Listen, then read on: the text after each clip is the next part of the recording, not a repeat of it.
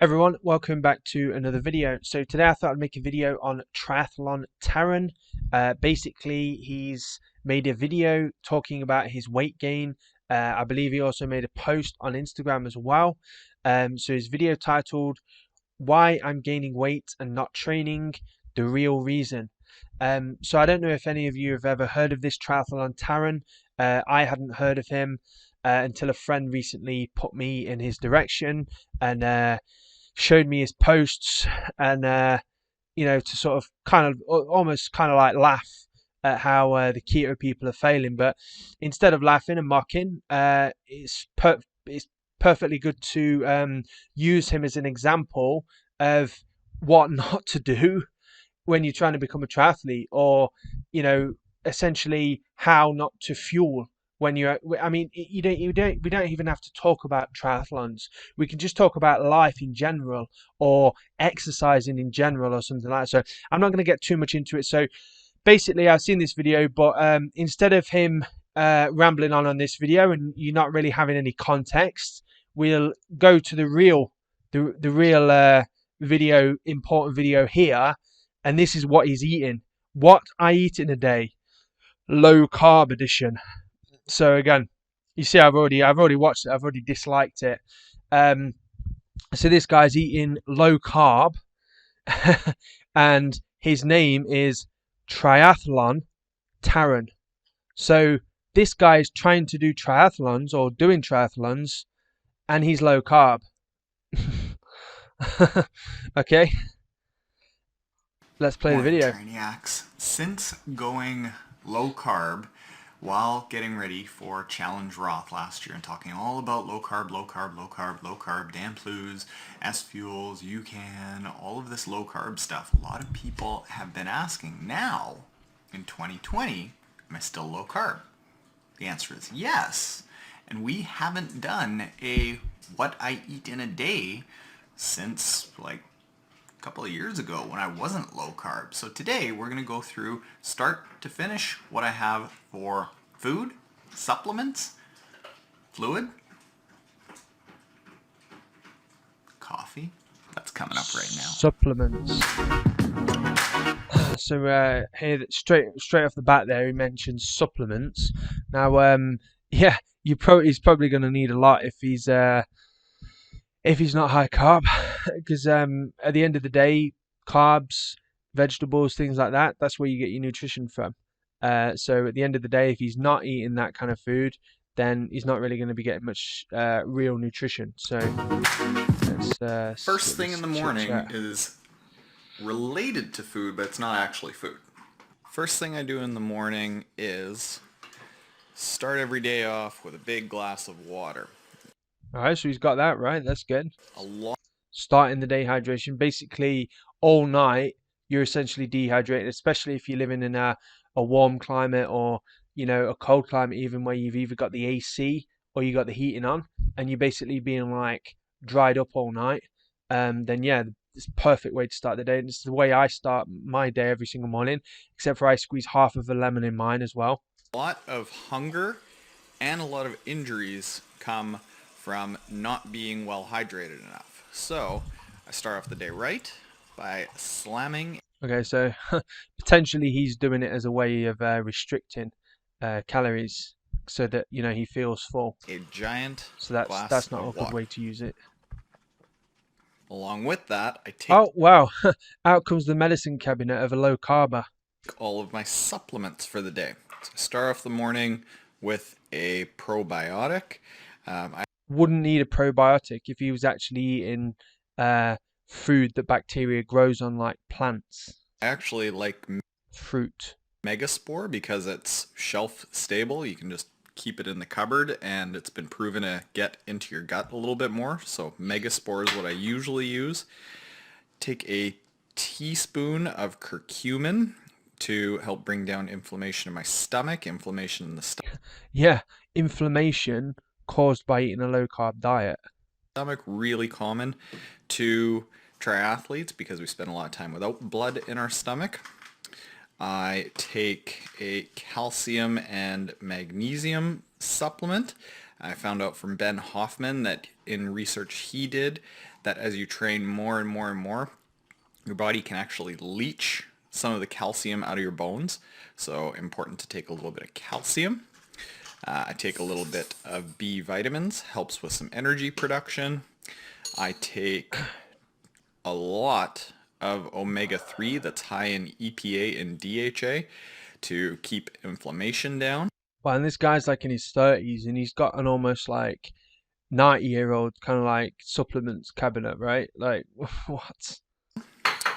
I take a gut restore here. This is just a specific product that I use that I'm trying to. So I'm not sure if he's affiliated by all this. Is he trying to sell these? Is he using them to sell them? Or he doesn't seem to be offering any links, so Repair the lining of my maybe he just relies on them. gut, which some testing has shown that my gut is a little bit damaged. I noticed it said enhances mental clarity.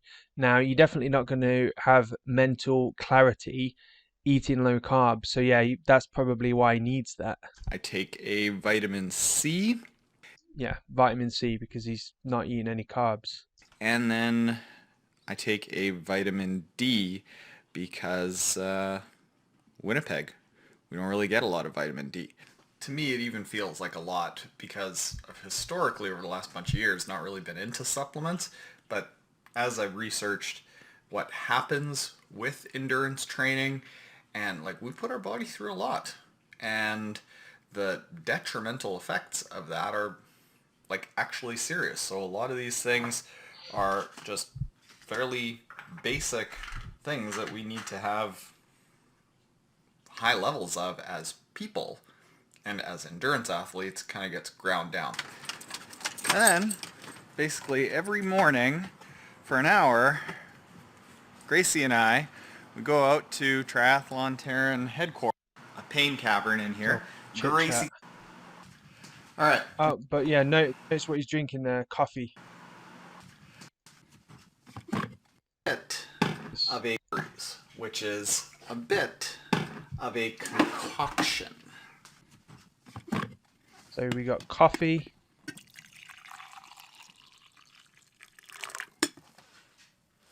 Some kind of protein powder by the look of it.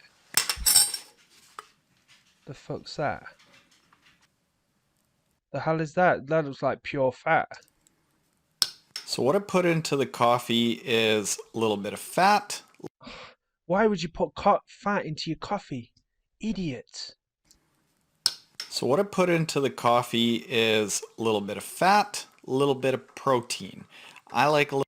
Two of the things that really the body doesn't really need. Like all of your fat and your protein is combined with your carbs. So just focus on your carbs and the rest will follow. You will get your fat and your protein. You don't need to isolate them. It's ridiculous. A little bit of protein to make sure that your muscles aren't getting torn up, that you've got basically some building blocks. Yeah, so building blocks. What I use in my morning coffee is bone broth collagen. Bone broth collagen protein.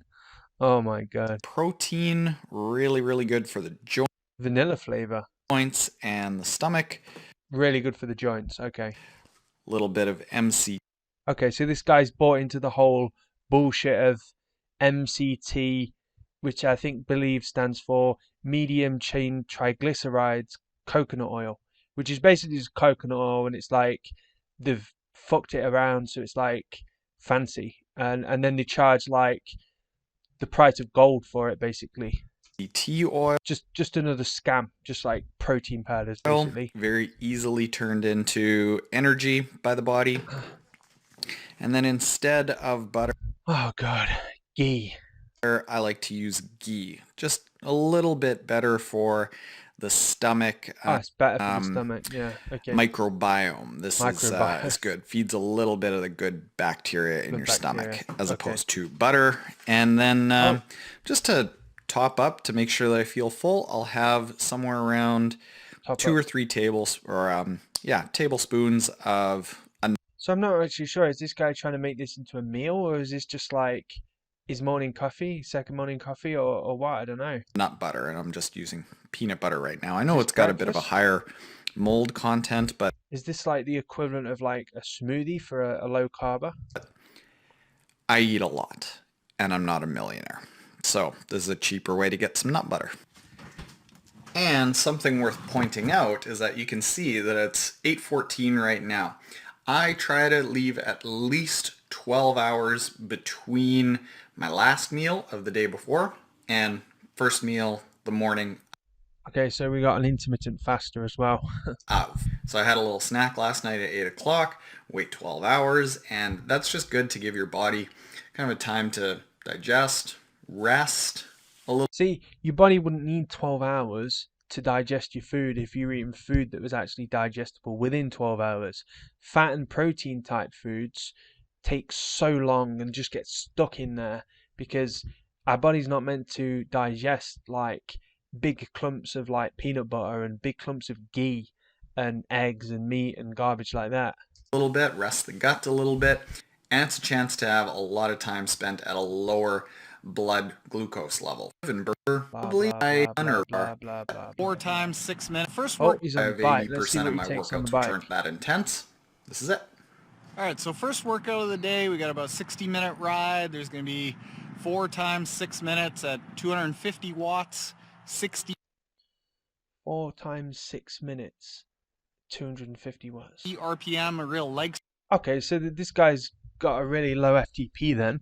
If I assume he's doing 4 times 6, maybe his zone 5 or threshold, which would put him, yeah, which would put him at a very low FTP of around, yeah, maybe around 250, which is crazy. It's no wonder. Strength kind of workout. Okay, so personally, back in the days when I had a power meter, if I was to be doing zone 5 intervals, I'd be doing 350 watts. So I'd be holding 350 watts for 4 minutes. And that was even when I did fasted. But I'd had a big carb meal the day before. So this guy's only doing 250 and he's calling himself a triathlete. Okay.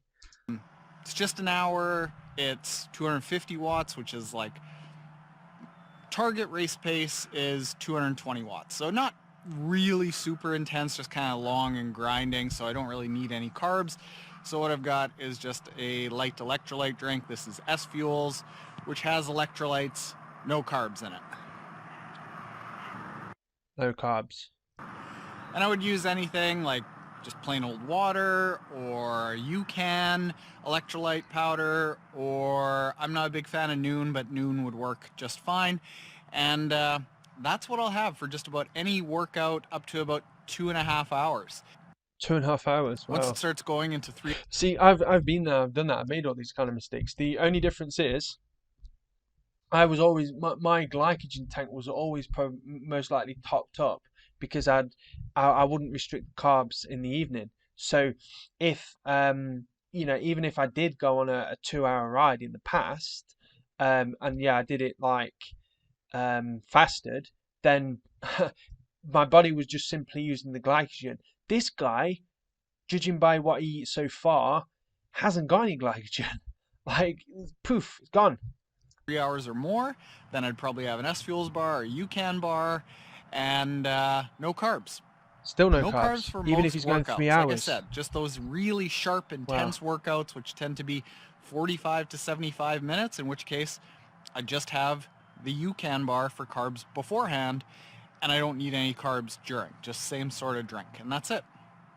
All right, let's get this on. Okay, ride done. And before I have like a big main, what you'd think of a meal. Oh wow, did you hear that snap? Listen to that again. Before I have like a big main, what you'd think of a meal. Green banana. As I have a shake. And what that shake entails is an unripe Protein. banana. Very, very good for the good gut bacteria. How is an unripe banana good for the gut bacteria? Like an unripe banana. Like you wouldn't even see an ant or a bug eating an unripe banana. So why would bacteria eat an unripe banana? They wouldn't, because it's not ripe. Nature knows these things. This is why when you have a ripe banana, you can't keep away the fruit flies, the ants, the mold, all of these kind of things. that's when bacteria and insects are most attracted to fruit when it's ripe.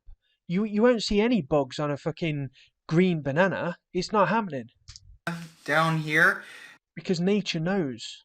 kind of a resistant starch, and then So a resistant starch, basically a starch that your body can't break down properly, right? So what's the point in even having it? bone broth Here again with the bone broth. protein. I really like the ancient nutrition stuff. It's just good for you. No dairy. Mix that up into a shake, and then an hour later, Well, at least he's got one thing right, no dairy. But we'll talk about the main meal. oh, then again he had ghee. Ghee's dairy, isn't it? Alright, so it's now about an hour later. Stomach has settled, more blood back in the stomach after the workout. That's why we have that shake, because your blood is still in your extremities right after a workout, but you want to top back up with some carbs and some protein to start the repair process. Some carbs? Where was the carbs? You mean that unripe banana? But not a lot of blood in here, so that shake is like pre-digested, easily assimilated. But now, basically, as soon as I get hungry, which is like an hour to 90 minutes after that shake, it's time for our first major meal of the day, which is this. Scrambled eggs, just a little bit of seasoning salt in. This is like a really tiny amount as well. I mean, this guy's a triathlete, right? Or he claims to be, or he wants to be. And he's got like a baby portion. Like, I would have probably eaten this when I was like 5 years old, you know? And a little what? A tablespoon of eggs, a miniature pot of berries. At least he's getting some fruit in. Oh, and cucumber as well. But what is with this combo? In there, a little bit of hot sauce. There are 4 eggs in there. We have 3 mini cucumbers here with a bunch of salt on them to get the electrolytes back up. About 3/4 of a cup of mixed berries to get the carbs back topped. Wow, so he's using berries to get his carbs back in. That's like eating vegetables to get your carbs in. Up. But berries, really, really good for keeping a low glycemic. But yeah, I understand berries are really good with your carbs. Like for me, for example, I use berries with my bananas, and that's a great combo because you've got the extreme flavor and nutrition of the berries, and then they go with the bland banana, and it's perfect. But the banana is your calories. Like bananas are like the potatoes of the fruit world. They're just plain, and then you add things to them to make them good. Response. And then last on the list is some sun butter. And the order that I eat this in is I'll eat this first, and then this. I will have as many spoonfuls as I need to feel full. Don't want to do it the other way. If you have this first and munch. So he seems to really have like a serious restrictors mindset as well, despite him being an athlete and literally should be just like gorging at every meal, eating like a fucking king. This guy's got this mindset of like, oh, I'll eat my vegetables first, or in this case, cucumber, berries, and 4 eggs. He'll eat that first, and then he'll go on to the actual calorie-dense stuff. On this, while this is cooking. I mean, I guess it's good in this case when you're eating the wrong kind of calories. Probably going to overeat a lot of this, and this is really calorie dense. So instead, eat a lot of this, stomach feel full, and so you want some fat, and to make sure that you tablespoon. 3 hours, and in that time, I'll do a strength session, and I'll talk about how I feel for that. That salt on top after a sweaty workout in the morning, perfect. I skip all this Stuff today, as you can see, I specifically wanted to show you that heavy stuff today. About a 40-minute strength. Yeah, he definitely hasn't got a triathlete's body. Look at him. He has that like puffy kind of look to him. Yeah, you're never going to get truly lean on a keto diet. Session heavy that percent. Our second workout, we're doing an apple, really good fiber, low on the glycemic index as far as fruit, and again feeds the good bacteria in your gut because of the fiber. Thing about this good bacteria, like he seems to be eating all this food because it feeds the good bacteria. But what about all the food that he's eating that feeds the bad bacteria? Like the eggs, for example, they feed bad bacteria like crazy. In labs, they use eggs to feed. You know, like if they want to make anthrax, they're using the egg to grow it in, right? And an S Fuels bar. S Fuels. Pretty low net Hashtag carbs hashtag sponsored by. and 13 grams of protein. And it tastes delicious. 13 pretty low net carbs I didn't say how many and carbs. delicious. Next up, evening. Okay, so I guess that was a snack. I mean, what's he had so far? He's had breakfast. So it is currently 5:22. Oh wow. Exactly. Kind of around where I want to be for carbs. I'm at around 70 grams. I'll total all 70 grams. I eat literally on a rest day would eat 10 times that amount of carbs. this up. What my total protein net carbs.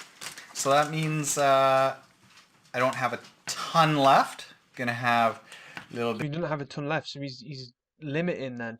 of cheese and some of these seaweed snacks because really good for iodine. Iodine is very good for people that have. It's really interesting how he's really interested in all these like nutrients, like you say, like iodine, and he's like good.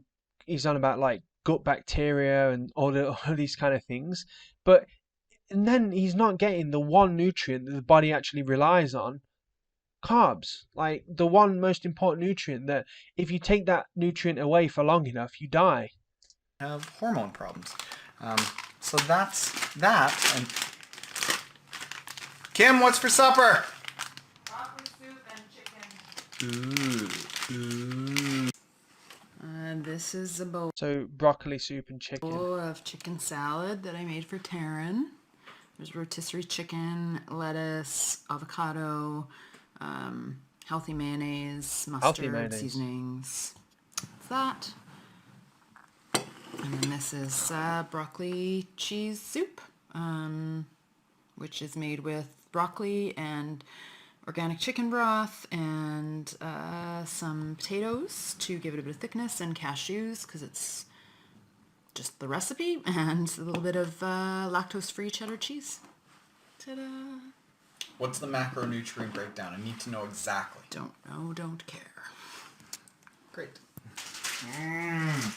So he hadn't eaten enough carbs. Now he's going for the He's going for the dessert. He's going for the chocolate.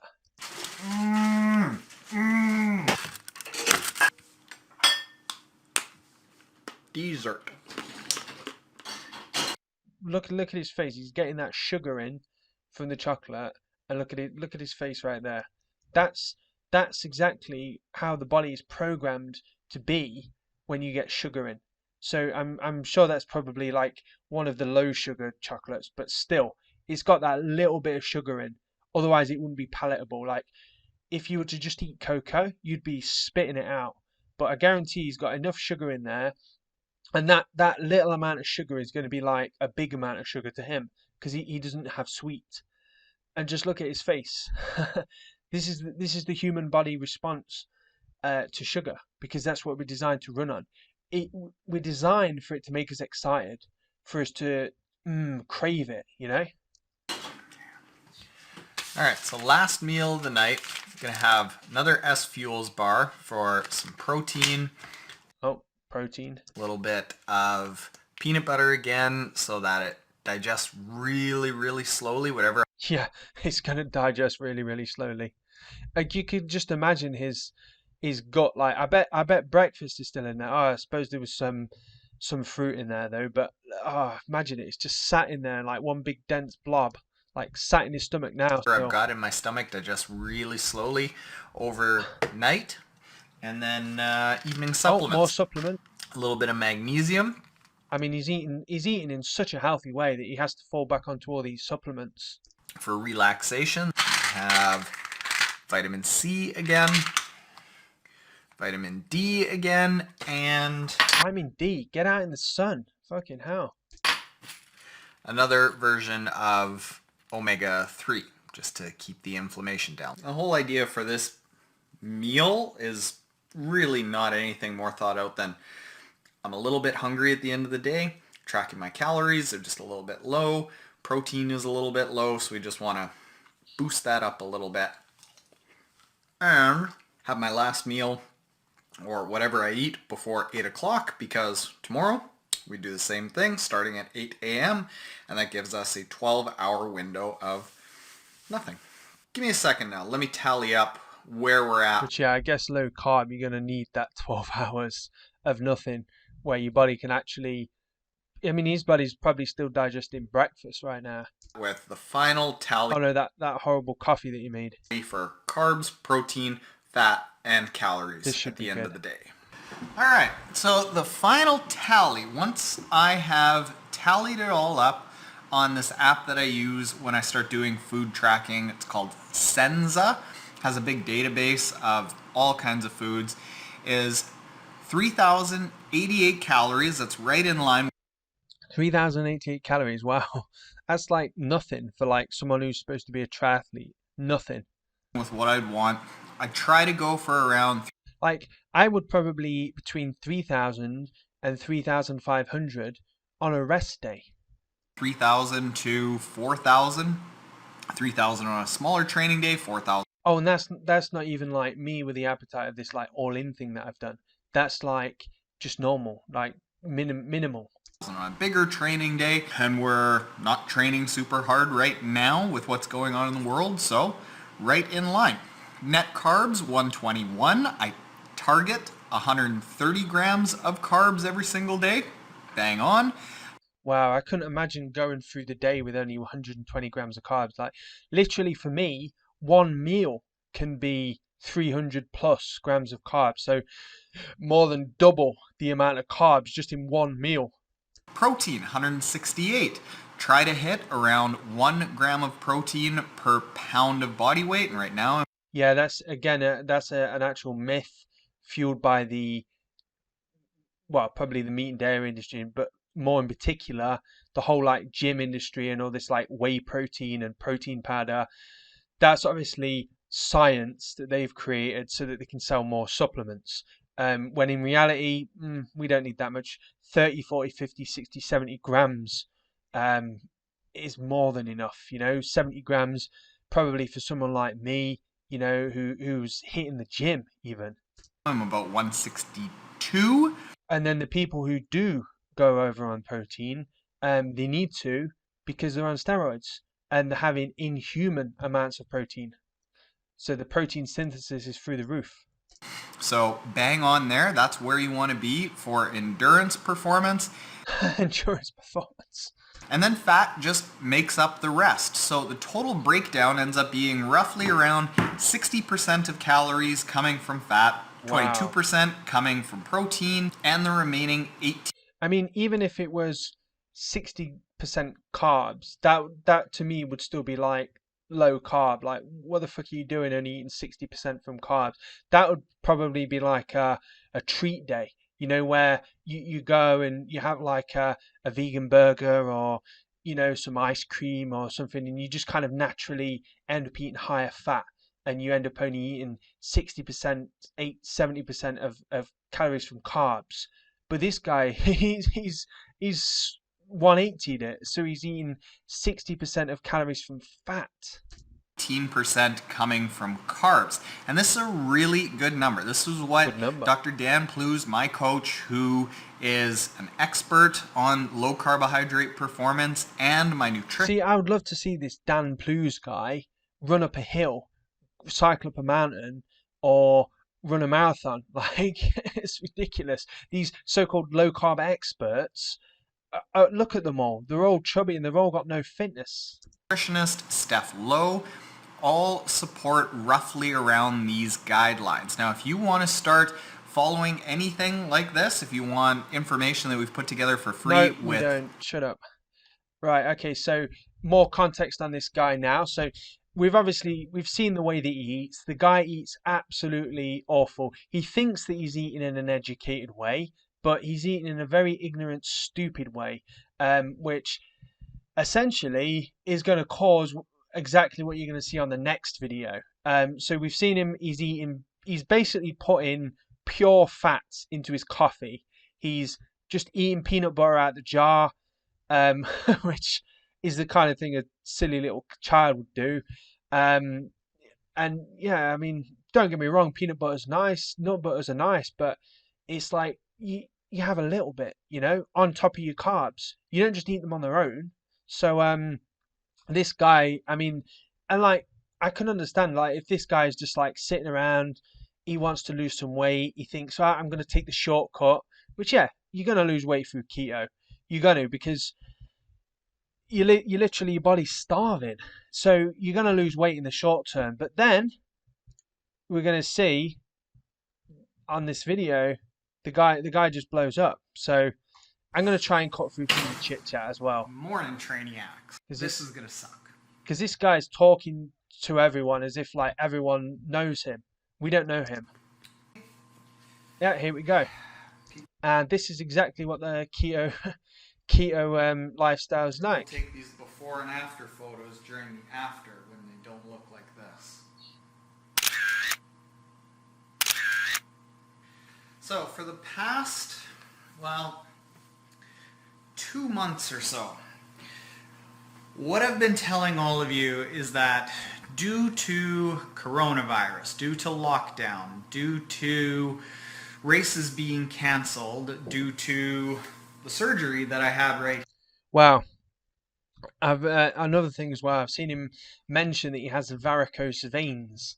That's an old 70-year-old lady disease, right? So why, apparently this guy's in his mid-30s, so why is a guy in his mid-30s getting varicose veins, an old lady disease, or old man disease? Like, it's ridiculous. It's just simply his diet. He has the most awful diet I've ever seen.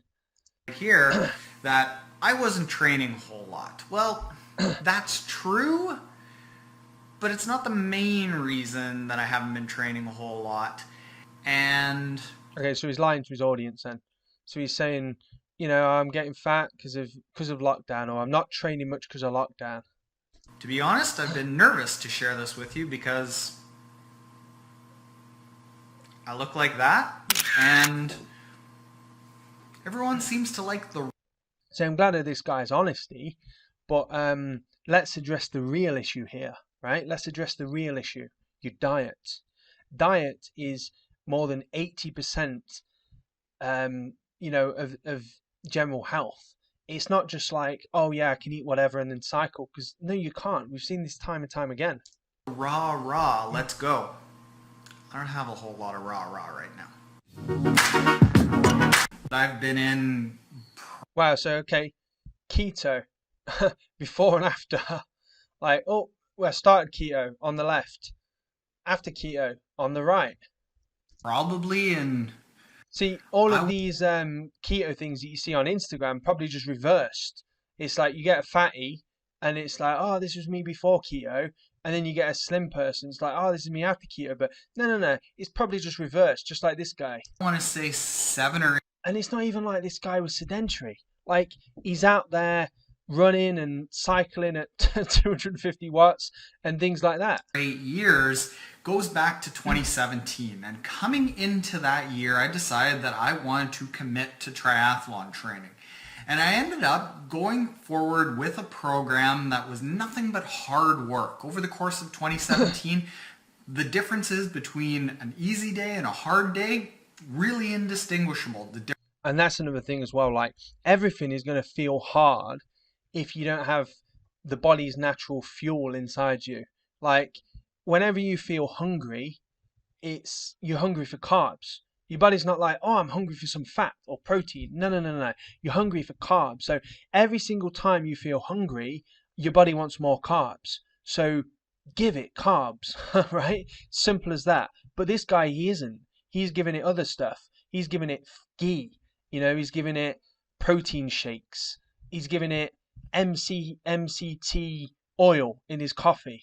Like his body doesn't want that garbage. So yeah, every workout is going to feel super hard, and just getting up is probably going to feel hard for this guy. difference between an easy week and a hard week. The joke was that we really couldn't tell the difference in our training group.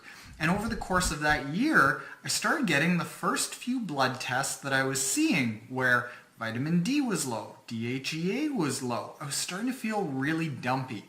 And by the end of that year, I was so overtrained that I was injured, that anytime I trained...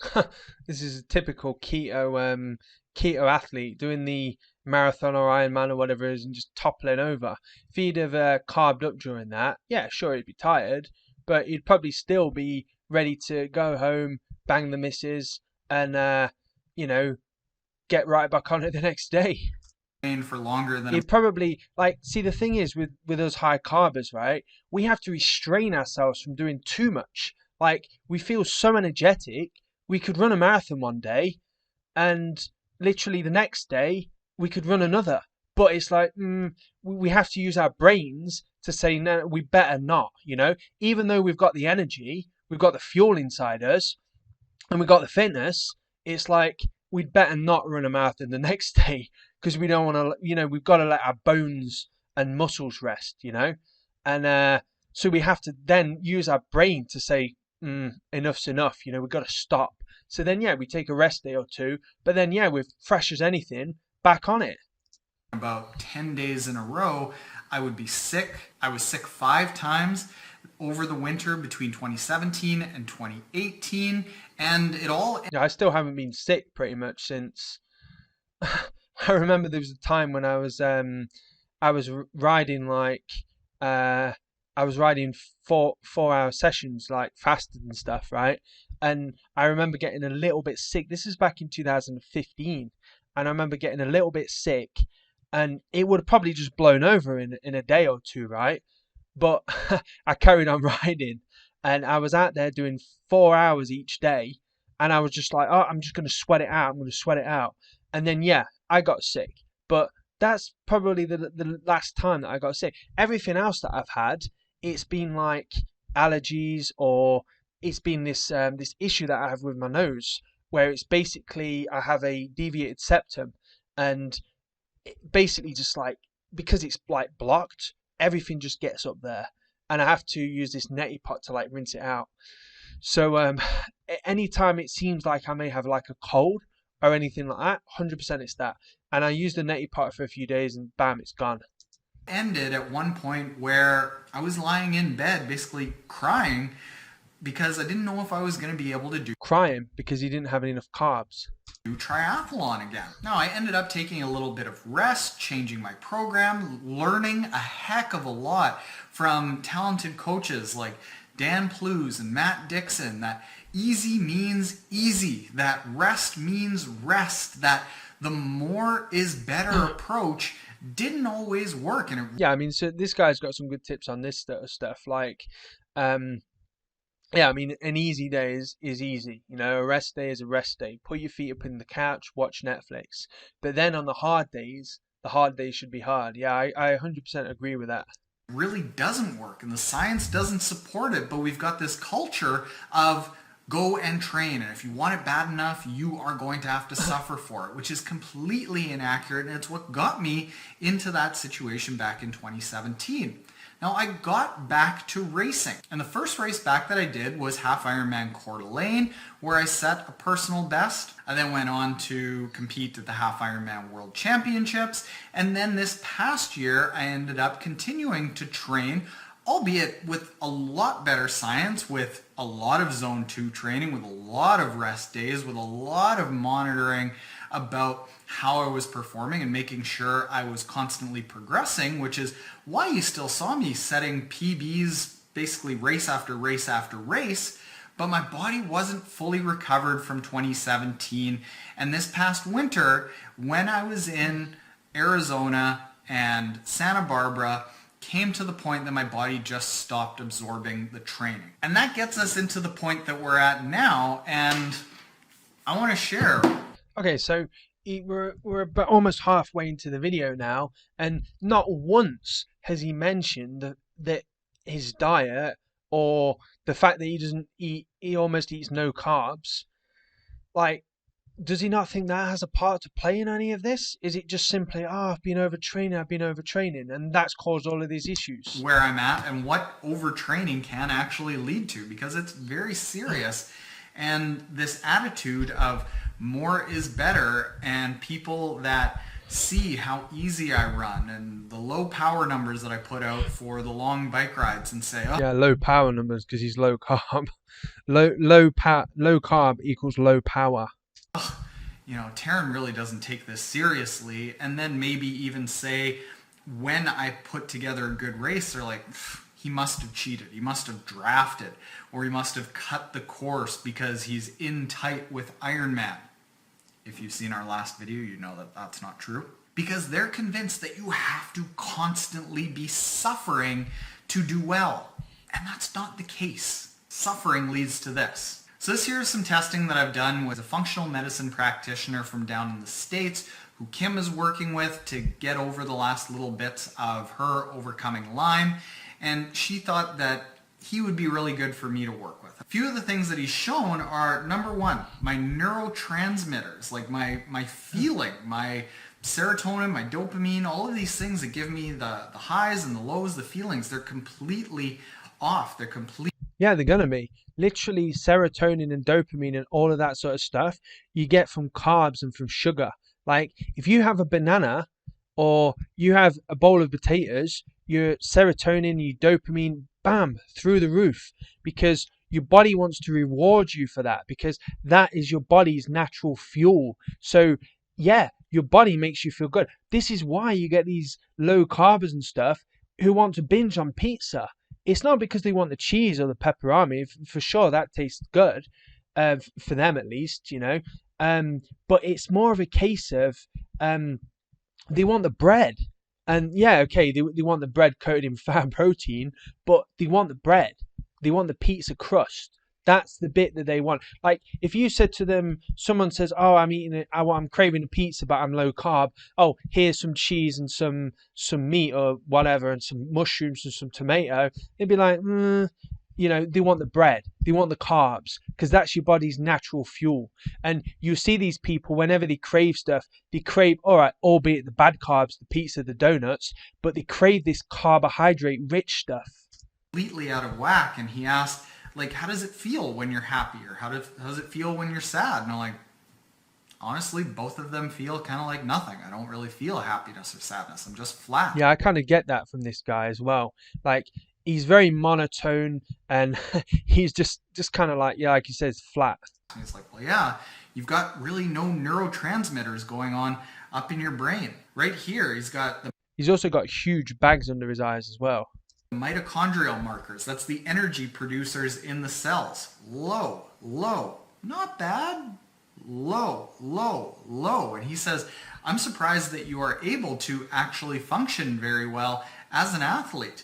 Next thing is We're all surprised. the nutritional markers. Despite me taking vitamin B, vitamin B6, See, I mean, at the end of the day, this just goes to show you, like, how amazing this human body is. Like, you could go weeks without food, days without water, and your body fights so hard to live. You know, it fights so hard that it turns fat into carbohydrates, you know, via ketosis. It does all of these kind of things just so that you can survive, right? And this guy, he's exploiting this primal bodily function for survival that was designed, you know, for heavy winters and times of famine, just to make us survive and get through. And this guy's, I don't know why, because I mean, it's not even like, well, before all of this, it's not even like he needed to lose weight. So why is he exploiting this primal bodily survival mechanism? Why is he doing it? I mean, his house through the roof, and yet still no mention of his diet. B2 low. Like, overtraining isn't going to make vitamin B6 low, vitamin B5 low, vitamin B2 low, right? Eating bad foods, and he's even taking a B complex as well. So it just goes to prove that taking a supplement isn't going to help. I take a lot of vitamin C every single day. Very low. Vitamin CoQ10, very low. Glutathione, low. Biotin, very, very. So yeah, this guy, he was taking vitamin C twice a day and it's low. So either his body's not absorbing it or whatever, and he's even taking it in supplement form. So he should be just eating a fucking orange, right? Low, despite me taking nutritional supplements to make sure that these things are high. So then there's And again, if he was eating the proper diet, proper whole foods, plant-based diet, you know, adding in his simple sugars for his riding, things like that, then he wouldn't need to take supplements. Of overtraining, and then right here, this Clostridia infection is an indication that I now have a stomach infection. And then there are indications tracing itself all the way back to 2017 that at the time my cortisol was high and now it's low. So what was happening is there was just so much constant stress. Cortisol is a stress hormone that when you... Yeah, cortisol is a stress hormone. And what do you think happens when you starve yourself? Your body goes into a stress mode. So this is exactly what this guy's experiencing. If you were to sit in the desert without food or water, your cortisol would be through the roof because your body is stressed. Like fasted rides, you're producing cortisol because your body is in stress. Like fuel is flying out of the window and your body's like, what the hell's happening here? We don't want fuel flying out the window, right? Undergo stress, cortisol goes up and then it naturally comes down. But when you're constantly every day stress, stress, stress, stress, stress, stress, your cortisol just stays high, ends up burning itself out, and now I'm in the situation where all of a sudden my hormones are low. He has an 84-year-old patient with better hormone profiles than me, which is why I feel dumpy, why I'm not able to... I bet you any money as well, that 84-year-old patient probably eats pretty old school, so he's probably not afraid of carbs. For sure, he probably has a bit of meat and a bit of junk food, but I guarantee he's eating old school. You know, he's eating cereal and toast for breakfast. You know, he's eating sandwiches for lunch, you know, with bread and things like that. Yeah, for sure, there might be cheese, there might be bread in, but he's having bread. He's not afraid of it. For dinner, he's probably having like potatoes and, you know, a bit of meat and things like that. Like these kind of people, they were around in the war and things like that. They're not eating like kings.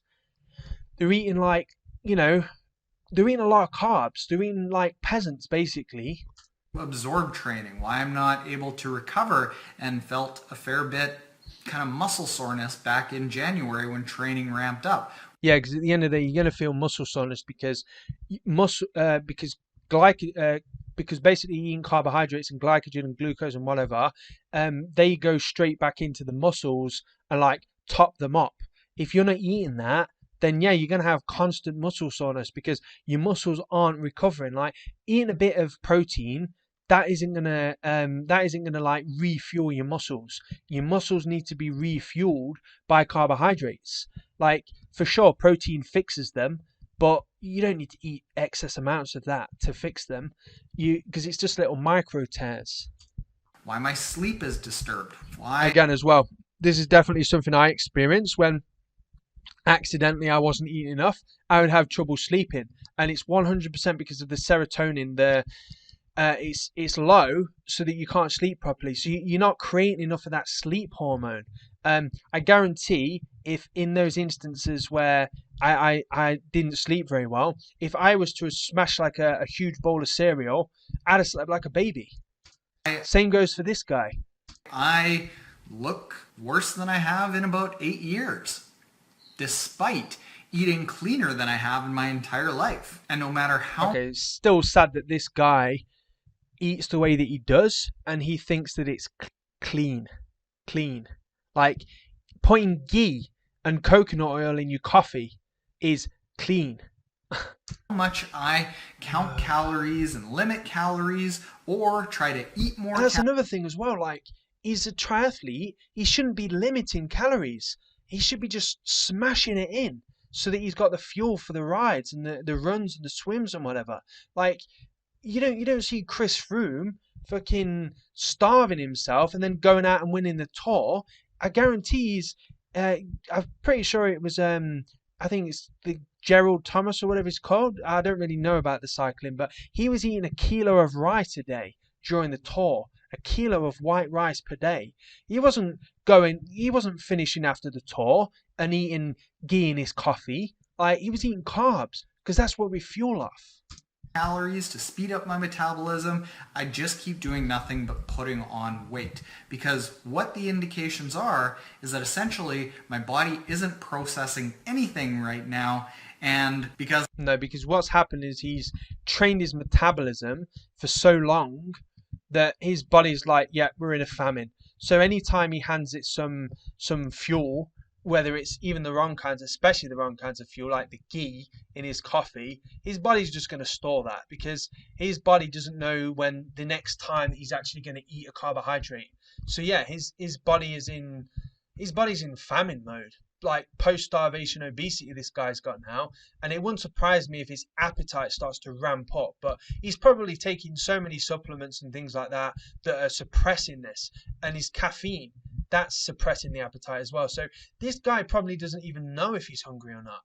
Because I got, no nutrients, I'm just going to hold on to everything regardless of whether I need it or not. So with all that said, when I started working with Evan, he said, well, can you take time off? And historically, the answer has been no, because I felt this obligation to always be Triathlon Taren, that I always looked fit, and that I was always putting out personal bests, because that's what everyone responds to. But fact of the matter is that progression in life isn't always just whoop straight up. Sometimes there's whoop straight up and then you crash. The thing that I'm going through right now is that, heck, lockdown, no races, this could not have come at a better time, because now I don't have to train all the time. I don't have to train for the next PB. I am really, really self-conscious about being on Instagram, and in these videos right now is like supposedly a symbol of health. Meanwhile, I'm really It's just amazing that in 2020, this guy eating coconut oil, ghee, peanut butter, eggs, and just garbage like that, thinks that he's a symbol of health. Like, unhealthy, and I'm really not training a lot, but I wanted to share with everyone that sometimes you've got to take 2 steps back to take 5 steps forward. Because here's the spin and the good thing about all this. Lockdown, no racing. I don't have to worry about I'm going to start anything. skipping through this now. If I cannot much in a non-good state, post for a long-term goal. Because sometimes even good things be set for athlete, entrepreneur, whatever it is. Taking this with the regimen that I just started yesterday, that is my current get me back here we go. on the What's this? track. With those is what matters. Now let me show you how serious it is that we're taking this with the regimen that I just started yesterday, that is hopefully going to get me back on the track of getting healthy. So this in here is my current medicine cabinet. Oh my God, medicine cabinet. Look at this. Like, literally, he was already taking a ton of supplements. He was taking vitamin C twice a day, and he was about as deficient as you possibly could be in vitamin C, and he thinks that supplements are going to solve his issues. More supplements. Like, oh, I'm not taking enough supplements, I've got to take more. Like, what? What we've got is we've got some microbiome support, some Mito Boost for a little bit of mitochondria, and I have no affiliation with these companies. Pure Digest to help with absorbing everything. Super, super high dose vitamin C. Adapt here, adaptogens. Oh, more vitamin C. Hopefully this one will take. To help support the hormonal system. Instead of eating an orange. With me basically not absorbing any nutrients. Anti-craving support. So again, he's still trying to take supplements so that he doesn't eat much. The body is just hanging on to Which, how do you get your nutrition in? You eat. It goes in through your mouth. Everything. And it's also telling me that I am constantly hungry, like literally all the time. I can finish a pizza. There we go. Exactly what I was saying. Post-starvation obesity. He's hungry all the time. His body is in famine mode. It's absolutely starving for those carbs, and he thinks that he can remedy this by having crave arrest, anti-craving support, designs for health. Like, what? And then still be hungry after. So hopefully this helps with that. Yeah, hopefully that helps your body's natural sign. This guy is gonna go, oh my god, I just, time's gonna tell with this guy. Like, he would be lucky if he's not in the ER in like within 6 months, like either dead or had a heart attack or something like that. I'm not wishing that upon this guy. I'm predicting that the way that this guy is going is, unless he goes high carb like a month ago, like this guy is just going so far in the wrong way. Like, Glutathione Pro, and then this Tox Ease Bind, and this is everything that I'm taking. So I don't really mean for this video to be a big work. Because right now I'm a step back from triathlon. okay, so to sum it up then, basically this guy has an absolutely awful shit low carb diet that's not even suitable for a sedentary human, never mind a triathlete. And yet he, instead of looking at the problem of his diet, he's seeing all of these kind of experts who should be fucking hung, as far as I'm concerned, for the absolute garbage that they're telling people. They're probably responsible for killing and, you know, making sick hundreds of people. These kind of like low carb experts, in my opinion, should be fucking round up and shot, because the amount of damage that they're doing on the planet and to people is just ridiculous. Like, how dare they? Right? So this guy has basically seen these experts, and I'm going to keep doing that because they're not really experts. He's seen them. They've told him, they've obviously not even mentioned the diet. Oh yeah, you're doing low carb. Yep, you're doing good. Yeah, keep eating that peanut butter. Keep putting that MCT in your coffee. Good stuff. And then he's like, oh yeah, it's definitely the training. You know, he's done 22 hours in 1 week or however long he's done, and oh yeah, that's too much. That's too much. Can't do that. So, oh yeah, the training's the problem. That's why I'm low on vitamins. The training makes you low on vitamins. I mean, yeah, I'm sure training uses more vitamins because your body's in a, you know, doing more. But let's be honest, overtraining isn't going to make you like that. It's crazy. So he's essentially, instead of thinking, oh, my diet shit, maybe I should go high carb like all the other athletes out there. You know, all the top athletes. Name me a top athlete who's winning in races, getting gold medals, right? Who's low carb? You can't. It doesn't exist. Like, name me a top runner on the planet who's low carb. You can't. Name me a top cyclist on the planet who's low carb. You can't. Name me a Ironman winner who's low carb currently, who won it when he was low carb. You can't. Impossible. Right? You just can't. It's just impossible. Some of the top Ironmen and triathletes and cyclists on the planet are not necessarily on a vegan diet, but they're on a high carb, mostly plant-based diet. Like, carbs come from plants. So if you're eating high carb, you are mostly plant-based, and that's exactly what they're eating. So this guy, instead of addressing the obvious of like, what I'm eating is making me like this, the fact that I'm sitting there eating peanut butter and ghee and oil basically, instead of thinking that, he's just like, oh yeah, I'll just take more supplements, that'll fix it. So this guy is so ignorant and so misguided. Please do not take any advice of this guy. I don't care if he has the best triathlon advice. Anyway, find another channel that actually knows about nutrition. This guy knows fuck all. His watts are absolutely nothing. 250 watts for only 4 minutes. I could do 250 watts for, in fact I did. I did 250 watts for 3 hours. That was like nothing. So this guy is a pathetic weak. I'm not gonna go into names, but yeah, this video is making me very pissed off. I'm very passionate. So at the end of the day, this guy's a fool. Hopefully he sees sense and goes on to. He doesn't have to be vegan. I don't give a care about whatever, as long as he just gets on it and just gets onto a mostly plant-based, high carb diet, and his training will be fixed, his health will be fixed, and he'll probably be feeling the best he ever has, and he'll be able to promote that to all of you, right? Instead of promoting a low carb, crappy way of life. So that's my video. It's gone on for very long. Break it into 2 parts, watch it in 5 parts, whatever. Sorry if I've been a bit angry. It's passion, it's not aggression. I don't hate this guy, but anyway, yeah, this is my video. See you in the next video. Be sure to give it a like, give it a dislike if you're a low carber, give it a thumbs up if you like carbs, and I'll see you in the next video, everyone.